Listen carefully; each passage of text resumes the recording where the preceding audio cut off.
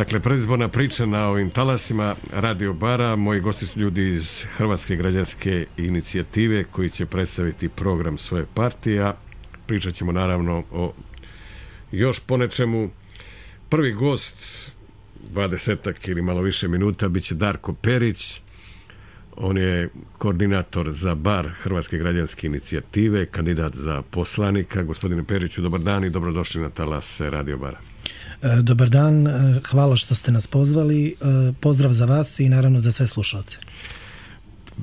Prije nego predstavite program HGI-a, možda bi bilo dobro da se predstavite vi slušalcima Radio Bara, da kažete dakle koju riječ o sebi.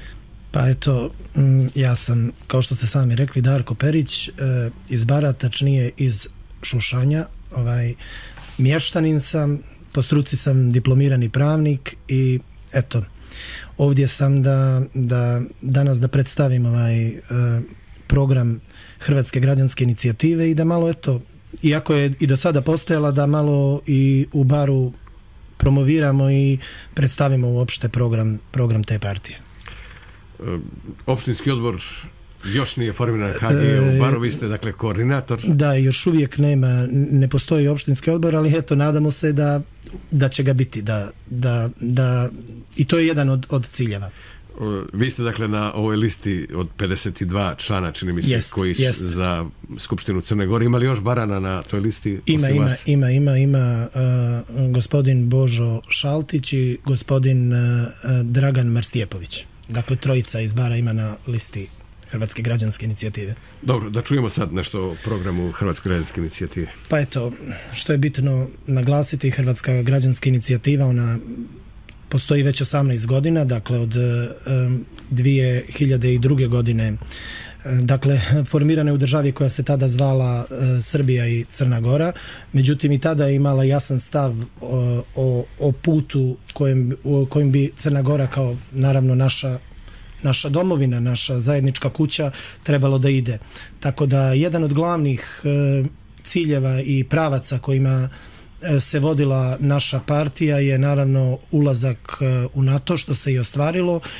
Pričamo o nekim ovako globalnim pravcima i nešto što je možda najznačajnije, to je taj ulazak u Europsku uniju i to je ono čemu ona naravno strijemi i gdje mislim da daje veliki doprinos državi Crnoj Gori, naravno preko svega što radi, jer naravno svi znamo Hrvatska je članica Europske unije i svakako mislim da imamo dobru mogućnost i dobru varijantu da posredujemo i u tim odnosima.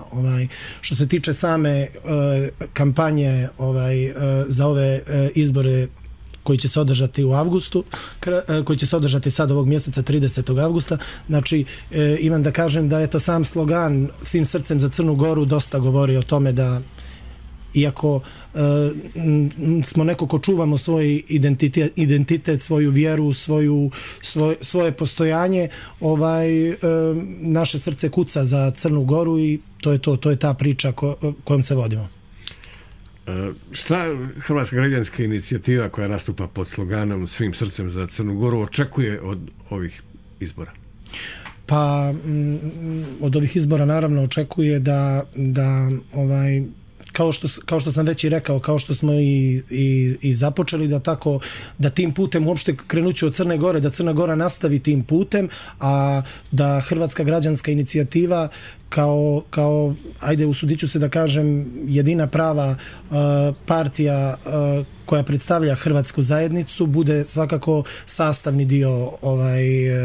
dio političkog života i Crne Gore i da kroz nju svi Hrvati, ali i svi drugi ljudi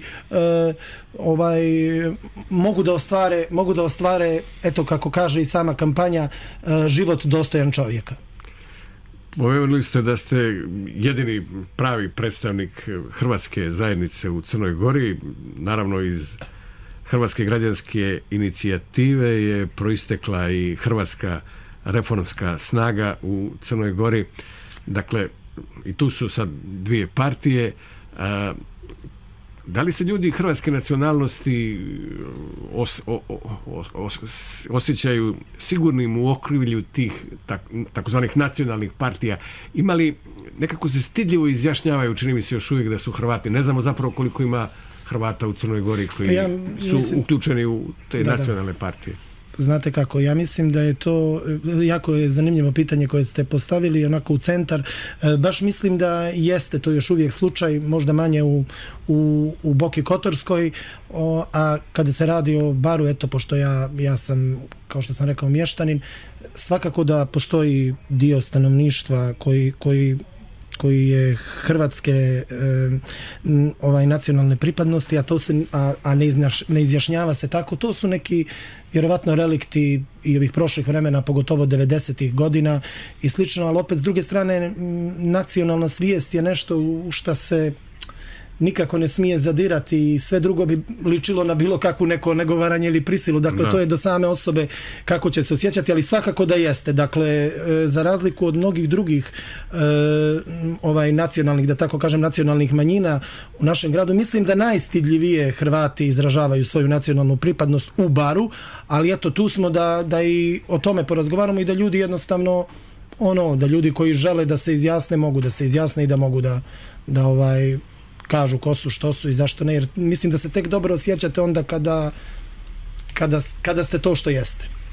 Naravno, u Crnoj Gori se osjeća ipak to otopljavanje, da svako može da izrazi ono što misli i da kaže... A ja negdje smatram, eto, kao što, da ne vučem paralelu, kao što u Americi postoje te njihove promotivne grupe, znači da svaki stanovnik, bez obzira što imaju melting pot i sve slično, da svaki stanovnik njihove države tipa može da njeguje svoju kulturu. Mislim da je kultura, jezik i sve ostalo i vjera jako bitno. Oni imaju, ne znam, svoje da svaka država zadrži svoje...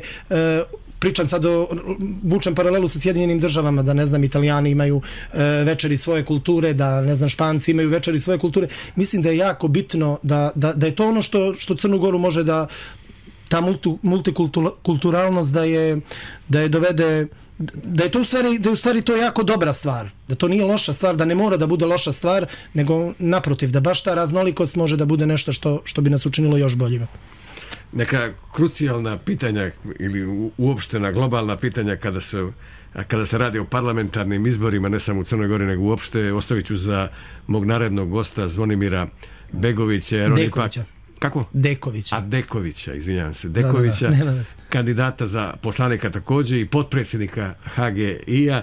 Vas ću da pitam neka uobičajena pitanja, s obzirom da ste relativno mlad čovjek, makar na prvi pogled, pamtite neke, pretpostavljam, ranije kampanje i da je uporedite sa ovom sadašnjom koja je zaista u neobičnim okolnostima zahvaljujući ovoj pandemiji koronavirusa. Ali čini se da zaista još uvijek, ili se tako makar djeluje, nije zahuktala potpuno predizborna kampanja. Očekujemo ove sedmice naredne da to bude i čini mi se još uvijek nema onih teških riječi, nadam se da ih neće ni biti do kraja. Pa ja sam to primijetio da prvo da se vratim to na pandemiju, jeste da je stvarno specifična situacija, da je drugačije, da nema nekih velikih okupljanja, da nema, naravno, što svakako i poštujem, jer sve te odluke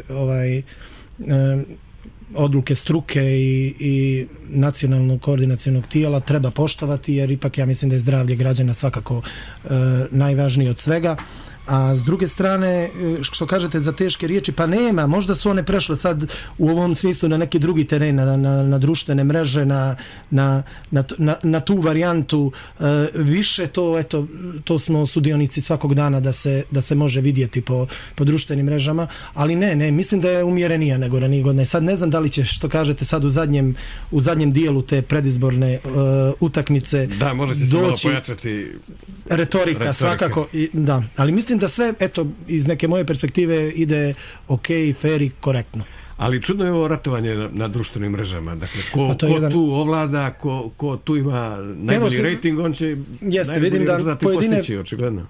slažem se. Vidim da pojedine neke svako ima svoj način i to je sasvim legitimno. Vidim da pojedine partije baš puno polažu na to i onda bilo što da uzmete da gledate, počni od filma na YouTubeu, samo vam iskaču ti baneri i video spotovi, ali to je neki drugi neki novi način uopšte komunikacije sa biračima. U čemu se sastoji ovaj vaš posao koordinatora HGI-a za opštinu Bar?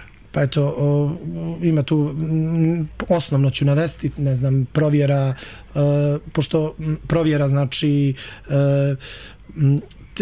detalja vezano za samo glasanje, što se tiče znači opunomoćenih predstavnika, posmatrača, koordinacija sa opštinskom izbornom komisijom i tako, to su te neke, da kažem, tehnikalije više kada se radi o tome, a eto i u ovom smislu u promoviranju same partije i eto razgovoru sa potencijalnim glasačima i tako.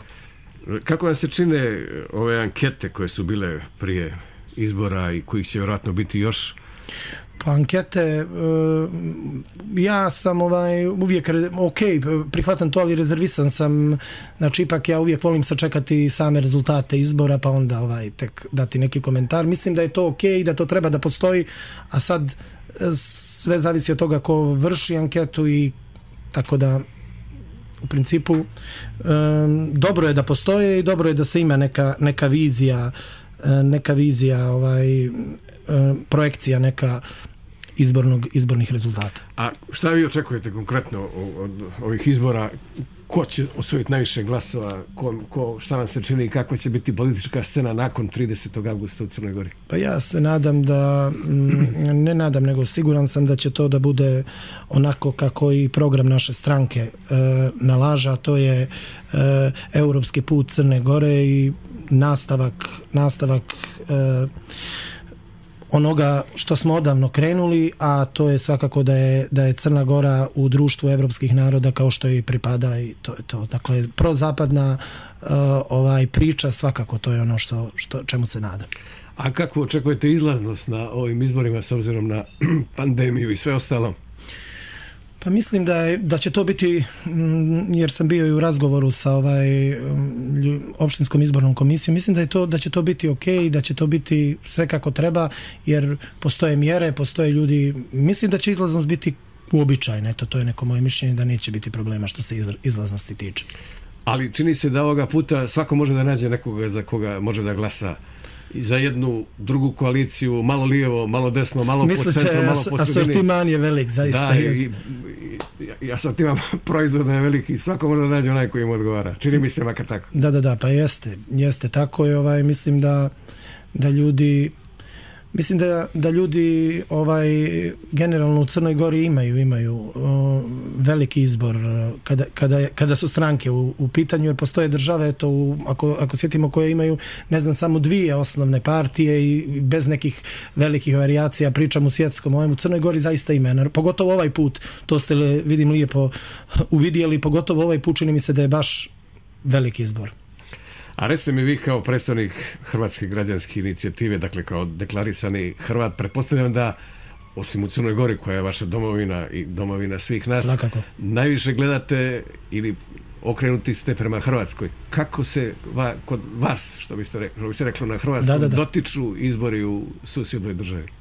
Pa, znate kako, ja ću sad reći, Hrvatska je u tom smislu dosta laganije, sve to prolazi nekako, demokracija je zaista na jednom zavidnom nivou i onda što se tiče izbora u Hrvatskoj, čini mi se da oni prolaze kada je stanovništvo u pitanju sa manje, ajmo reći, sa manje strasti već, ako posmatramo ove zadnje, pogotovo izbore, tako da nekako kod njih to, ako ste me to pitali, ako sam dobro shvatio što me pitate, kod njih to više nekako ide onako kako ja priželjkujem da i kod nas u Crnoj Gori bude u svakom sljedećem sazivu, bez manje strasti, bez toga da se nešto fatalno dešava, da se nešto strašno dešava, dakle baš onako, kako bih rekao, eto sada ne zvuči prepotentno, ali proeuropski, znači zaista tako izgleda. Ali u Hrvatskoj se mijenja vlast. Pa kod nas je jedna vlast ista 30 godina, u Hrvatskoj svaki čas se mijenja vlast. HDZ, SDP, Znate kako, ali sad ću ja... Predsjednik države, Mesić, Kitarović, Josipović, fini čovjek. Jeste, ali znate kako... Jeste. Sad Milanović. Da, eto, on je nedavno bio i gost kod nas u Podgorici i u Tivtu i svakako imamo punu sjajnu komunikaciju sa njim.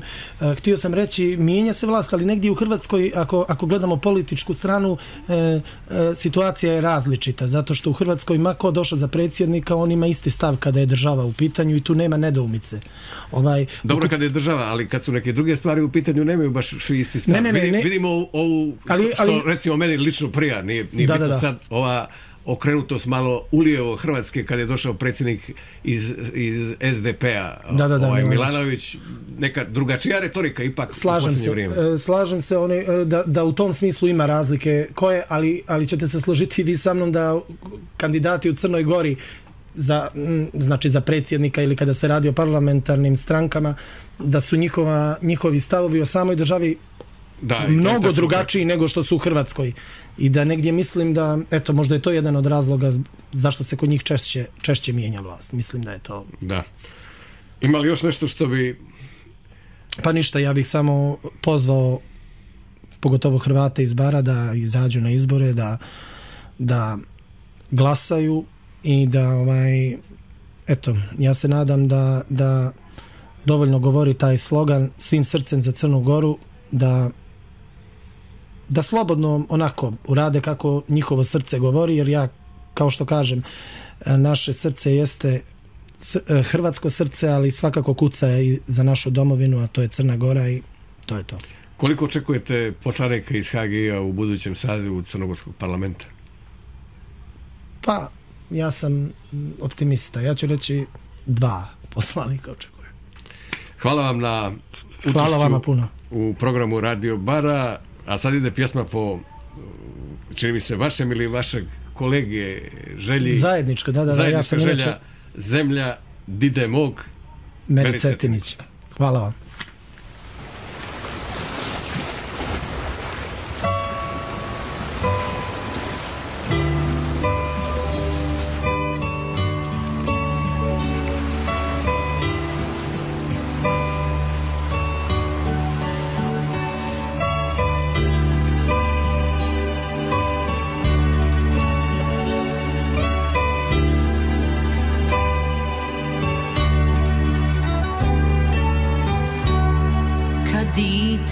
Čula sam, još se sjećam kaj sad riči dide mog.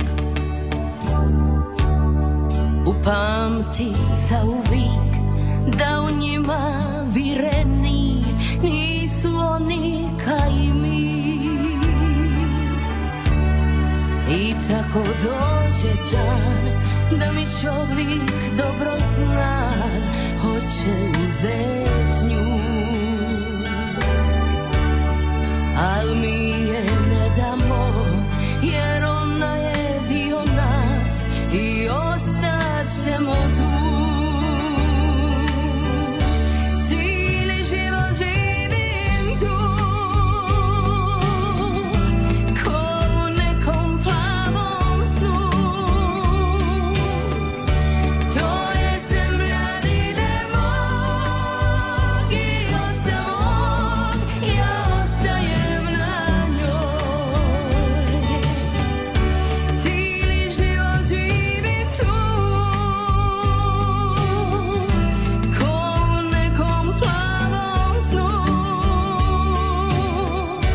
To je zemlja dide mog i osamog, ja ostajem na njoj.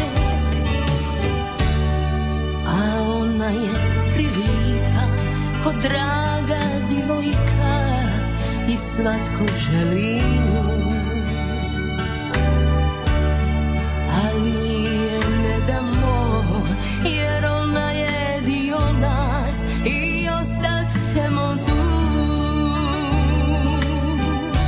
Cijeli život živim tu, kao u nekom plavom snu. To je zemlja dide mog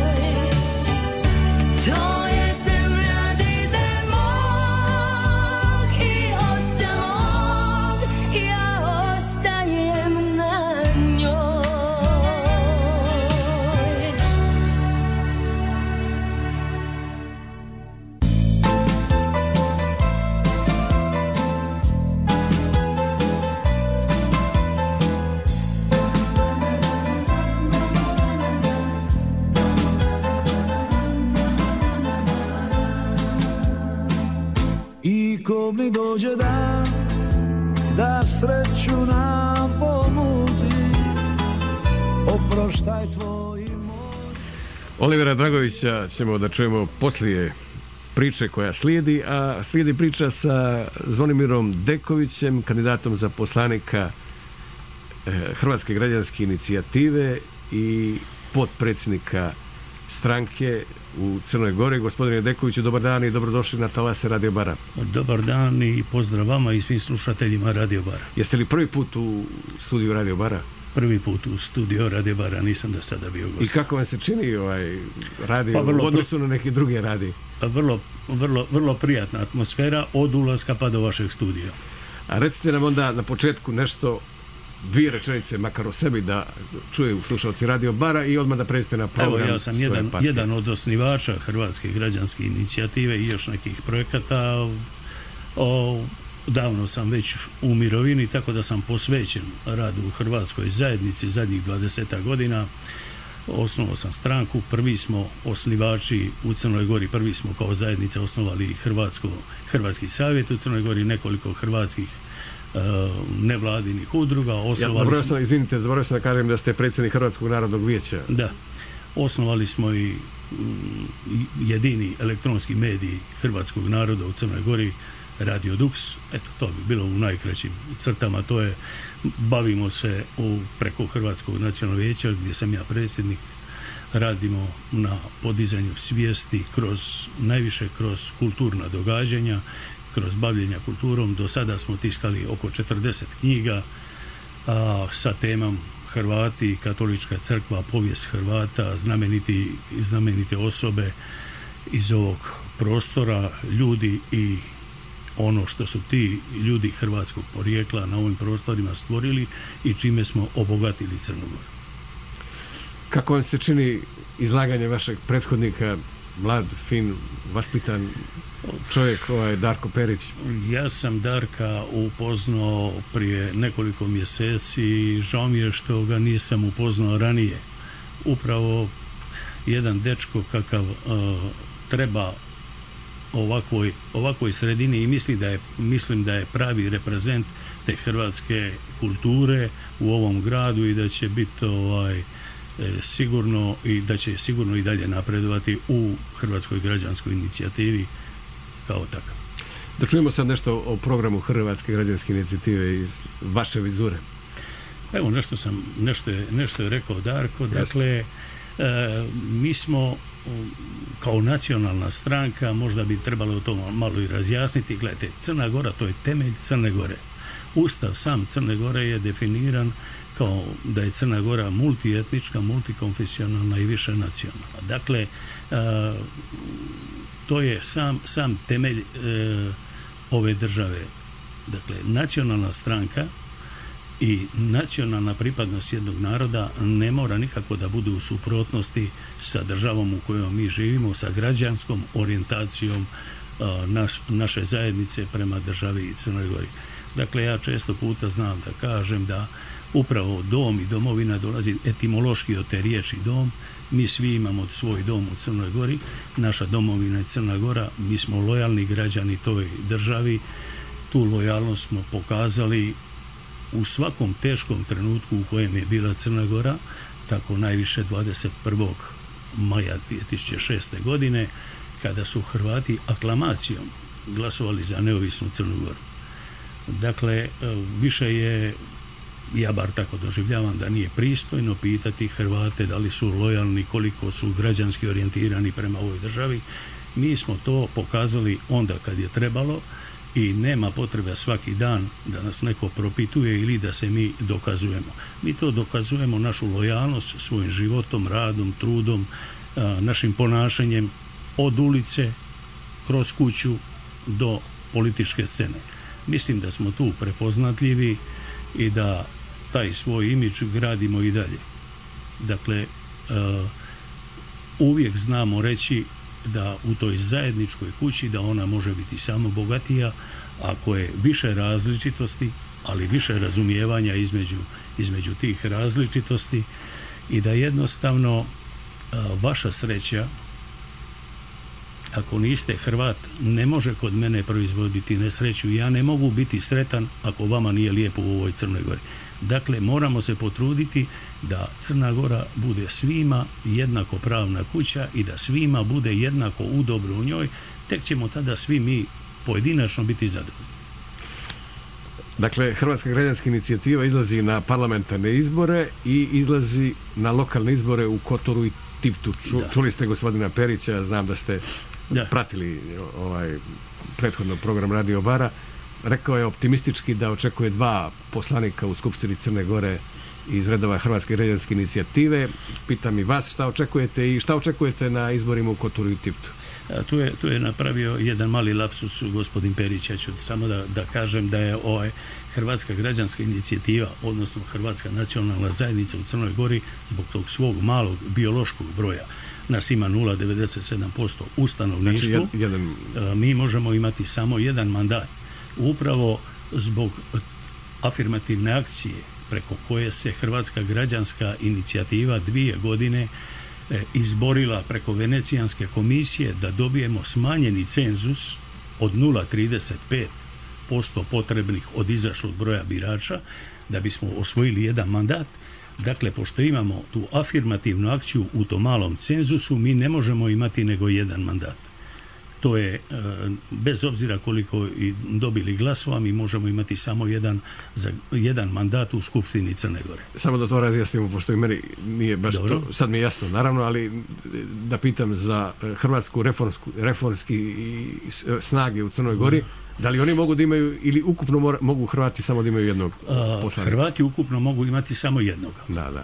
Dakle, mogu biti više stranaka, ali ona stranka koja bude imala više glasova i ako bude zadovoljena cenzus od 0,35 imaće svog predstavnika u parlamentu Crne Gore. Da li može da se desi da zbog toga što su 2 hrvatske nacionalne partije na ovim izborima, da nijedna ne bude imala 0,35 i da ne bude nijedan predstavnik Hrvata u Skupštini Crne Gore? Teoretski je moguće, ali to odgovara jedino ovoj novo formiranoj političkoj stranci, jer ona je, ja sam duboko uvjeren u to, i formirana sa tim ciljem. Oni imaju 2 cilja. Ili da zauzmu 2 fotelje u Podgorici, ili drugi uspjeh je njih da se napravi razdor u hrvatskom korpusu i da Hrvatska građanska inicijativa ne bude slučajno u parlamentu. Ja sam duboko uvjeren da to se neće dogoditi, da sve priče do sada koje su išle u javnost, svi intervjui koji su išli ispred Hrvatske reformske stranke, da će to prvo naši glasači Hrvati prepoznati, ali da će to prepoznati i drugi potencijalni naši simpatizeri i glasači, ali i glasači koji su, ja bih rekao, nasjeli na jednu retoričku ekvilibristiku koja je baš onako vrlo upitna i kako bi rekao, i etički i moralno. Da to pojasnim što želim da kažem. Dakle, u izjavama čelnika Hrvatske reformske stranke navedeno je nekoliko puta da se oni bore za građanski koncept i da njima taj nacionalno ne znači ništa. Dakle, iz toga samo nekom analogijom logike vrlo lako možete doći do zaključka i da su oni apsolutno za građansku opciju. Dakle, taj hrvatski prefiks u njihovom imenu stavljen je isključivo zbog toga da se otme onaj cenzus od 0,35 za koji se izborila Hrvatska građanska inicijativa. To je jedini cilj njihov. Dakle, ako razmatrate ljude koji kažu da su za građanski koncept države, mislim da su građanski politički opredjeljeni. Ta lepeza građanskih političkih opcija u Crnoj Gori je toliko široka da počnemo od DPS-a, SDP-a, SDA, URE, Demokrata. Vi možete da nađete sebe i da budete u bilo koju građansku opciju. Dakle, zašto ste stavili taj nacionalni prefiks u imenu svoje stranke ako želite da i prezentirate se pred crnogorskom javnosti u javnom diskursu da ste vi apsolutno građanski orijentirani? A jesu li na vašoj listi samo Hrvati, a na njihovoj ima... Na našoj političkoj listi su za sada samo Hrvati, premda imamo glasača i svih drugih i simpatizera svih drugih nacionalnosti. Dakle, Hrvatska građanska inicijativa je prepoznata sa tim. Upravo ono što sam na samom početku rekao. Dakle, čuvamo svoj nacionalni identitet, ali sigurno svojom kulturom, radom i sa svojom poviješću i kulturnom baštinom smo obogatili crnogorski prostor. Nemamo razloga bilo kakvoga da se stidimo od tog hrvatskog imena koje nosimo. A ova druga stranka, recimo kad imate razjašnjenje u jednom intervju CDM, evo ja ću ga sada spomenuti, gdje se kaže da tu stranku, a vidite sa liste koju su oni predali za poslaničku listu, gdje ima samo par Hrvata, sve su to drugo pripadnici drugih naroda, a čelnik te liste kaže da se... To je gospođa... Ne. Nositelj liste je druga osoba i kaže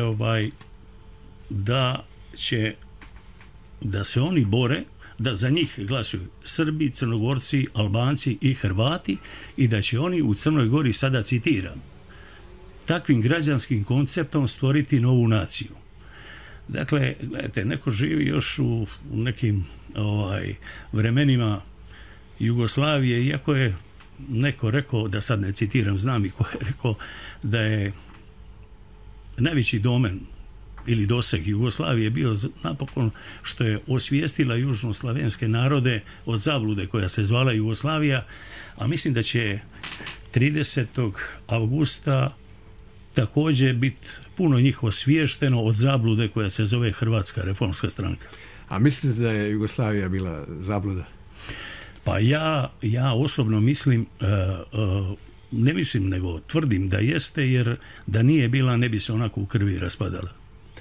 Ali nije loše što je došlo do mimoilaženja i u Hrvatskoj građanskoj inicijativi, da se vidi da ste i vi od krvi i mesa, što bi se DPS podijelio nekoliko puta, SMP koji nastavi iz DPS-a se podijelio nekoliko puta, Demo se podijelio i sve druge partije u Crnoj Gori, tako da je logično bilo očekivati, kad ste već utemeljeni u Crnoj Gori, i da se vi malo razdijelite. Apsolutno, ovo nije baš prva podjela u hrvatskom nacionalnom biću. Znate, pogotovo što je Hrvatska građanska inicijativa jedina politička stranka do sada bila u Crnoj Gori, koja mora u sebi sublimirati, što je veoma teško, priznaćete, od skroz desnih do skroz lijevih, držati sve u jednoj stranci, da je to nije to baš jednostavno.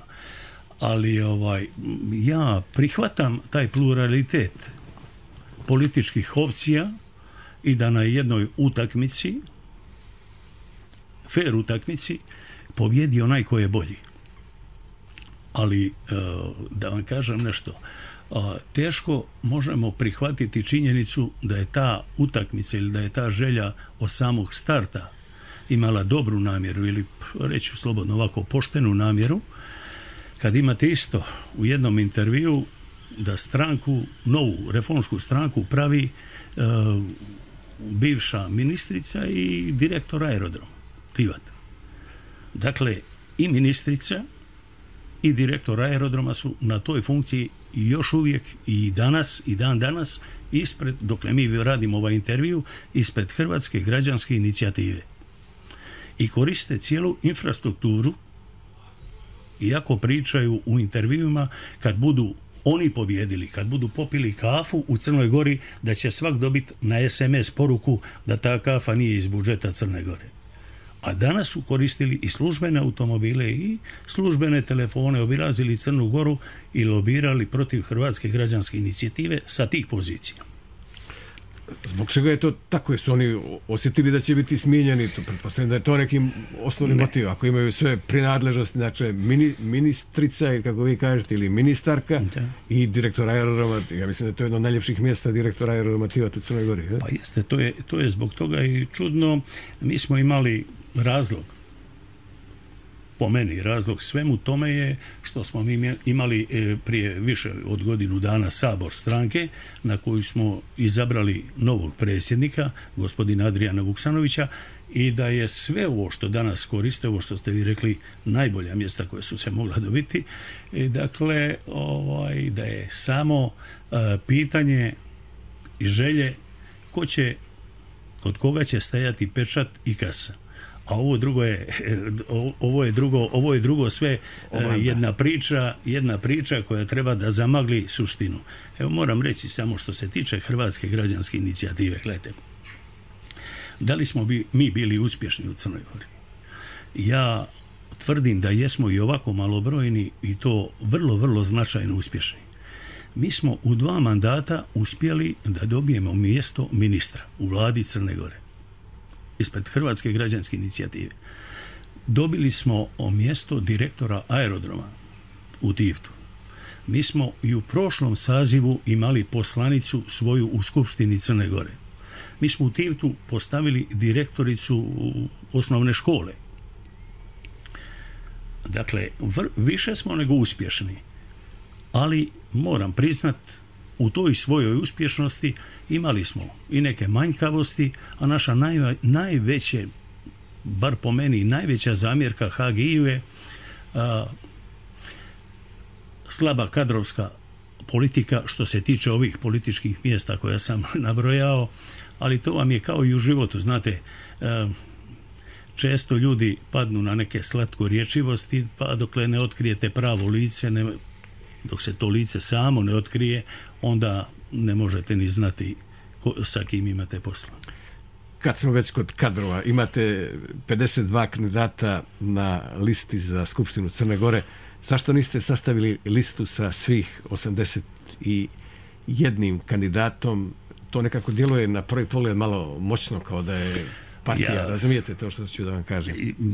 Mi imamo 0,97% u stanovništvu. Rekao sam već da je taj naš cenzus nije 100% onaj koji je potreban za mandat, nego 0,35. I mi taj 0,35 bi bio možda brojka 0,35 ekvivalent nekog broja od 81, to bi nam bilo 25-6 ljudi. Mi smo stavili više nego duplo. Dakle, ali nekako psihološki djeluje taj 81. Pa ja se slažem, ali ovo su sve ostvareni, provjereni ljudi. Niste htjeli nismo htjeli da improviziramo i da stavljamo neke potpuno outsidere, nepoznate ljude. Evo imamo recimo druga konkurentska politička partija, ima 28 na svojoj listi, od toga su samo 4 ljudi prepoznati. Druge, niko iz Hrvatskog korpusa ne pozna, niti je ikada bio s njima u komunikaciju.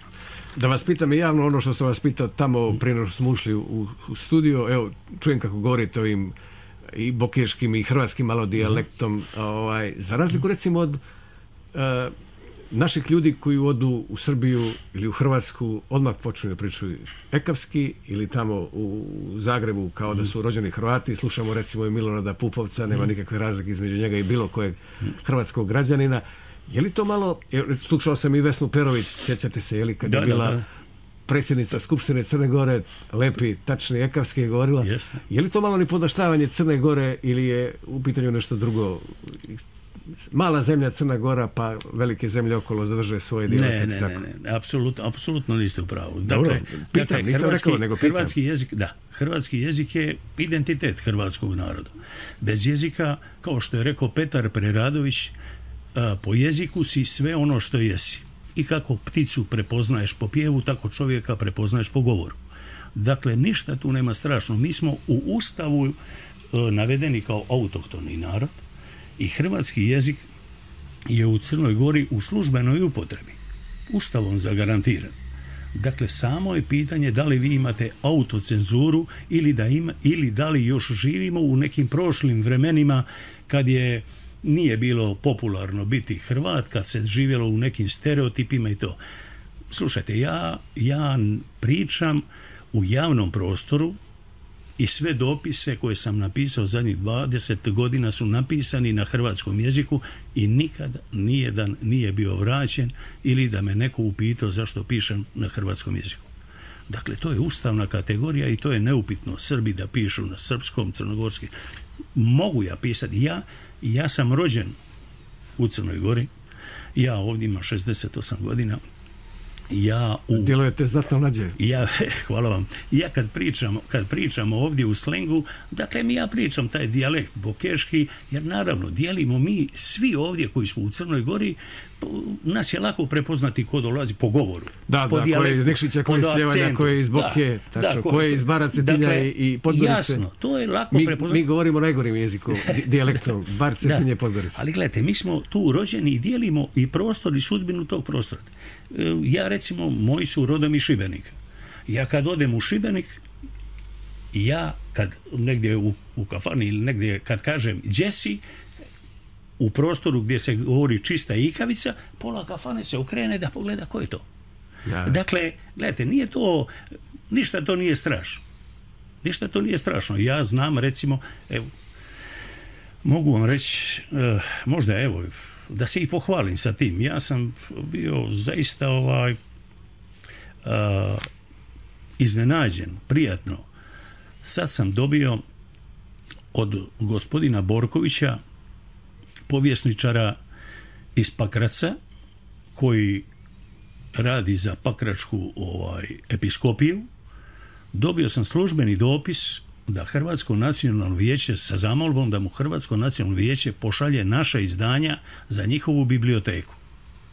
Naravno, ja sam pozitivno odgovorio i zamolio sam ga da i oni nama pošalju svoja izdanja kako bismo i mi obogatili našu biblioteku koju imamo u ovom Hrvatskom domu, koja ima preko 6000 jedinica.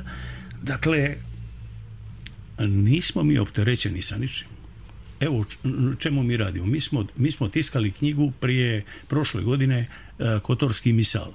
Knjigu iz prve polovice 12. stoljeća koje se jedini primjerak čuvao u Berlinu. Sutra navečer, evo, pozvani ste ako možete i doći, u 7 sati ispred crkve Blažene Ozane u Kotoru promoviramo Kotorski pontifikal, najstariju knjigu na tlu Crne Gore, jedini primjerak tog pontifikala koji se čuvao sve do juče u San Petersburgu. Napravili smo fototipsko izdanje i bit će vraćeno ponovno u Kotor poslije 854 godine. Dakle, evo, to su neke... Ja mislim da smo sa tim našim radom jednostavno obogatili Crnu Goru. Recite mi, što bi vam slađe bilo, da žestoko pređete cenzus ili da do nogu potučete hrvatsku reformsku snagu? Pa, da vam kažem nešto, ja nisam osvetoljubiv čovjek, ali sam uvjeren. Uvjeren sam u pobjedu i uvjeren sam da onaj ko bude radio sukladno etici, moralu, poštenju, ono što u Crnoj Gori kažu po nekakvim normama čojstva i junaštva, da će na toj strani biti Bog. A to ćemo vidjeti 30. već na večer, 30. avgusta. A i vas da pitam, kako vam se čini ova predizborna kampanja u najneobičnijim okolnostima od kad je više stranački u Crnoj Gori?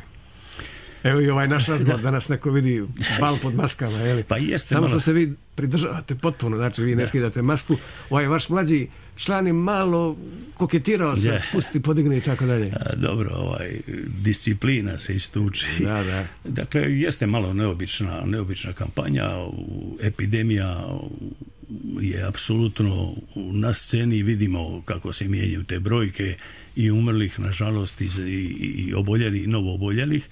Dakle, što se tiče naše zajednice, tu sam ponosan, mogu reći, i na našu crkvu, na sve moguće poštivanje zakona ove države do maksimuma i naravno zalažemo se da se to striktno poštuje radi zdravlja nas samih, ali više radi zdravlja svih drugih, radi zdravlja cijele nacije. Dakle, moramo biti i dijeliti sudbinu Crne Gore, vjerovati medicinskom osoblju, vjerovati ljudima koji su specijalisti u svojim oblastima.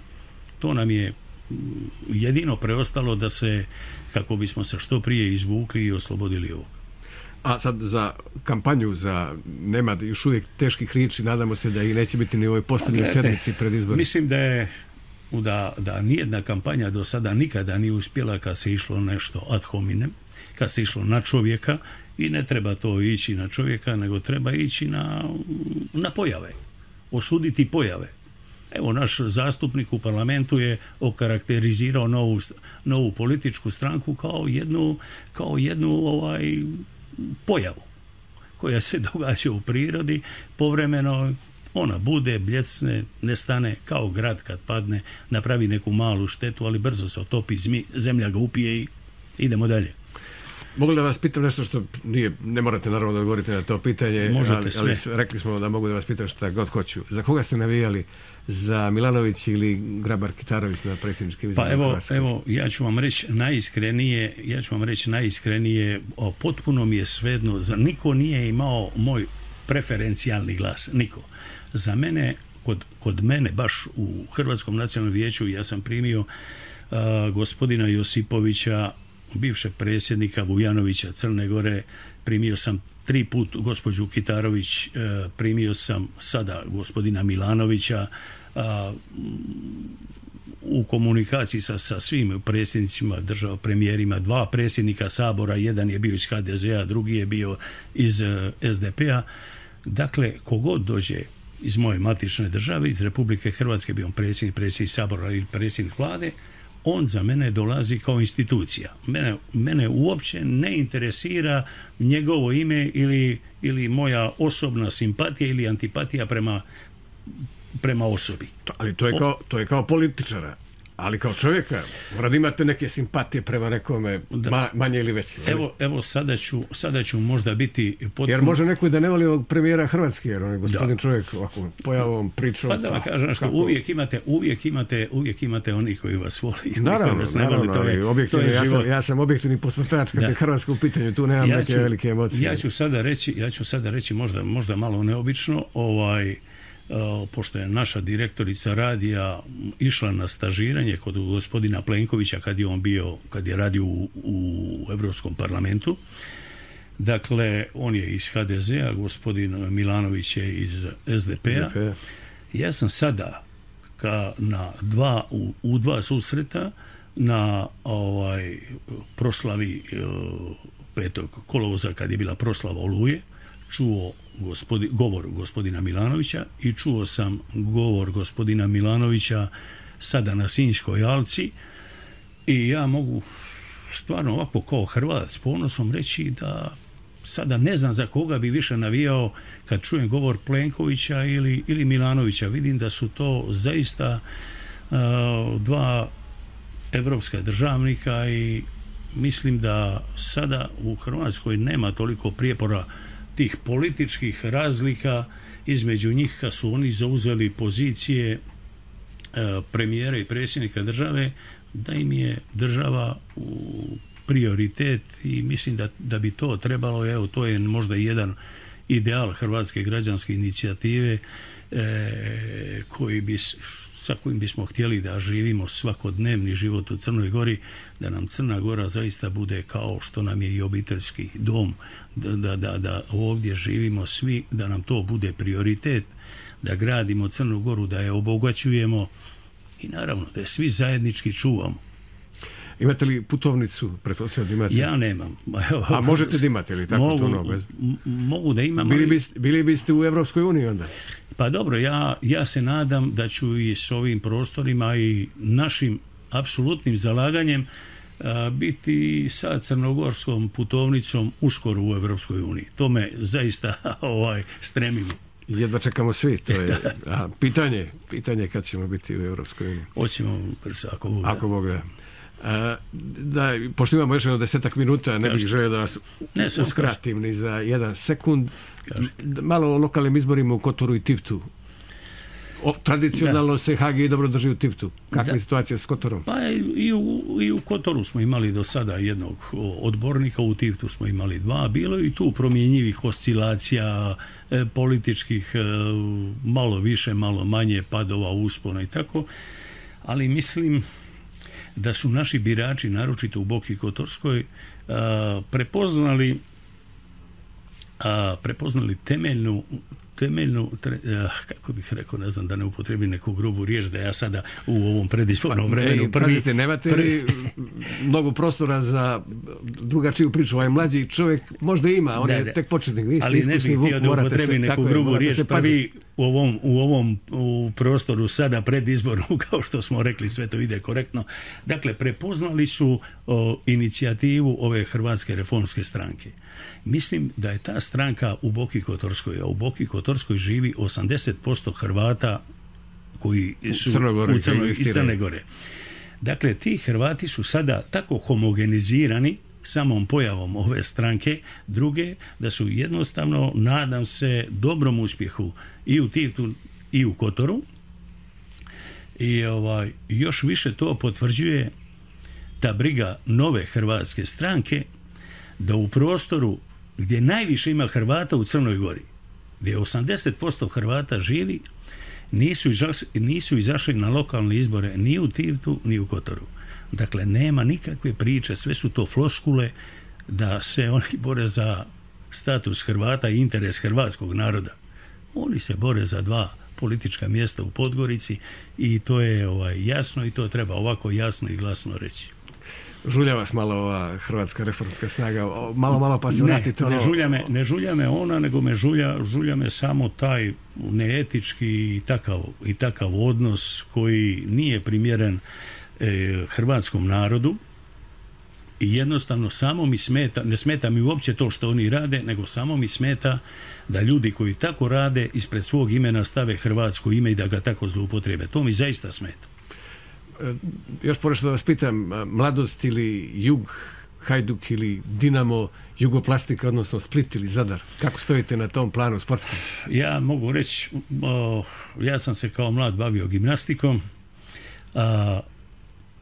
zadnjih 30 i nešto godina pratim borilačke sportove, sin mi je osvajač 3 svjetska kupa, prvak Europe, prvak bivše Jugoslavije u Kyokushin karateu, to je tradicionalni japanski karate koji je full kontakt.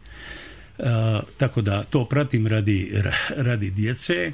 A što se tiče ovih drugih sportova, naravno, nogomet, Hajduk u mojoj najužoj obitelji, evo sad je to kod mene u mojoj radnoj sobi, ima članske knjižice, mislim da imam i kod mene svoju, mogu vam pokazati sada na kraju emisije, 5 generacija navijača za Hajduka. Imam knjižicu moga djeda, moga oca, mene, moga sina i mojih unuka koji su članovi Hajduka. Knjižica mog djeda je dupla, siva, sa nekim gumiranim koricama, sa velikom petokrakom na njoj i piše nogometni klub Hajduk Split. Eto, možete li mi reći najbolji tim Hajduka u istoriji, evo da vam malo podiđem u povijesti? Ne. Evo ja ću vam ga reći. Mešković, Džoni Rožović, Peruzović, Holcer, Buljan, Žungul, Mužunić, Oblak, Jerković, Šurjak.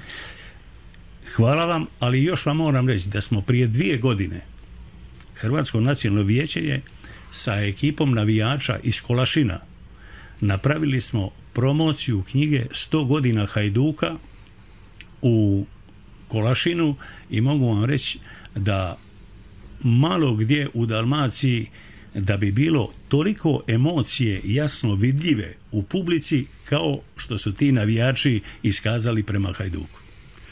Hajduk je bio član velike četvorke jugoslovenske. Taj prostor je naš izmiješan baš onako kako... Hoćete li vi doći u bar kad Split bude gostao ovdje u okviru ABA lige? Mi smo iza Splita, ovaj grad iza Splita u svemu, u kulturi, imate HNK, imate fantastične glumce, Boris Dvornik, Zdravko Krstulović, Karlo Bulić, Asja Kisić i tako dalje, imate Dioklecijanovu palatu, imate sve, ali smo bolji od vas u košarci.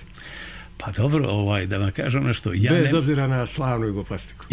Ja nemam ništa protiv da... Ne od vas, nisam to mislio. Mislim od Hrvatske. Da. Dakle, ja nemam ništa protiv toga da na sportskim borilištima da se ravnopravno takmiče ekipe iz Hrvatske i Crne Gore i uvijek kažem neka pobjedi ona koja je bolja i kad god me neko pita za koga navijaš, ja kažem za naše. Da, za naše. Naši pobjede svakako. Naše pobjede svakako. I Mornar je sad zaista ako je ponos ovoga grada, to pretpostavljam da znate košarkaši Mornara. Slobodno za kraj kažete svoju poruku potencijalnim biračima, baranima, onima koji će da izađu na izbore, pretpostavljam da će to biti u velikom broju ovoga puta. Pa ja mislim da je gospodin Darko i Perić i ja da smo malo približili u ovom jednosatnom gostovanju i hvala vam zbog toga u ovoj vašoj emisiji na Radio Baru da smo možda slušateljima malo približili rad i cijelu ovu sadašnju aktualnu situaciju oko ovih izbora i moja poruka bi bila da daju slobodno i Hrvati i oni simpatizeri i svi oni koji u Hrvatskoj građanskoj inicijativi prepoznaju jednu crnogorsku političku stranku sa hrvatskim imenom naravno, koja je čuva taj identitet, povijest, kulturu, tradiciju i jezik hrvatskog naroda kao autohtonog naroda ovdje, ali koja je apsolutno lojalna Crnoj Gori, da nam daju povjerenje da ćemo kao i do sada ne samo za Hrvate pomagati i ne znam u svim prilikama u kojima mi budemo mogli kao politička stranka pomoći i nadalje pomagati samom, evo, pada mi na pamet dokle ovo pričam, Hrvatska građanska inicijativa je možda jedina politička stranka na prostoru Crne Gore koja može da se pohvali da 20 studenata stipendiramo već nekoliko godina. Dakle, omogućili smo čak i našim zalaganjem i našim lobiranjem da svi studenti iz Crne Gore da svi crnogorski studenti pod jednakim uvjetima mogu studirati i u Zagrebu, Zadru, Splitu ili gdje god dođu u Republici Hrvatskoj. Dakle, eto, to je nešto što bi možda moglo da opredijeli neke glasači iz Bara da glasaju za Hrvatsku građansku inicijativu. Poštovani slušalci, u proteklih sat vremena sa nama su bili predstavnici Hrvatske građanske inicijative, Darko Perić, koordinator za Bar, kandidat za poslanika, i Zvonimir Deković, također kandidat za poslanika i potpredsjednik HGI-a Crne Gore. HGI nastupa pod sloganom Svim srcem za Crnu Goru. Gospodine Dekoviću, hvala vam na ovom razgovoru i za kraj Oliver Dragović po vašoj želji. Hvala i vama i svim slušateljima Radio Bara. Hvala, prijatno.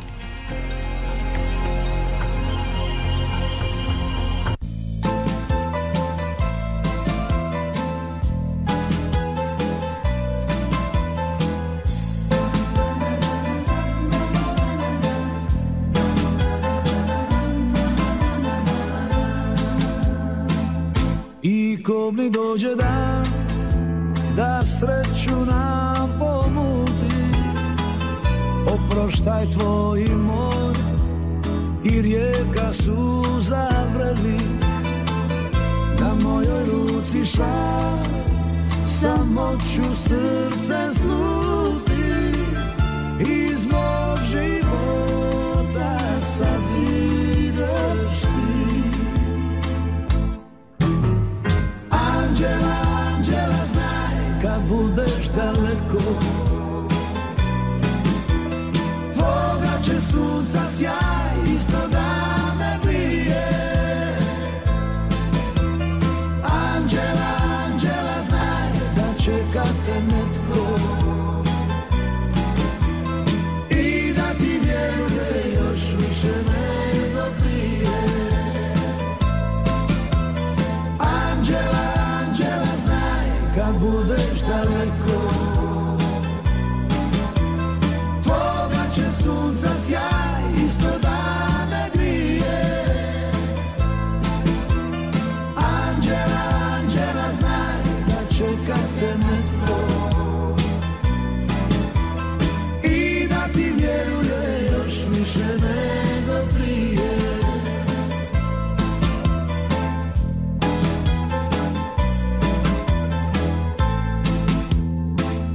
a prođe život sam u ljubavi sa tobom. Za spomen ostaša i bol u duši mojoj. Ja ne znam što ću sad učinit sam sa sobom, kad kuća tuge sad naš je dom. Anđela, anđela, znaj kad budeš daleko, tvoga će sunca sjaj isto da me grije. Anđela, anđela, znaj da čeka te nebo i da ti vjeruje još više nego prije. Anđela, anđela, znaj kad budeš daleko,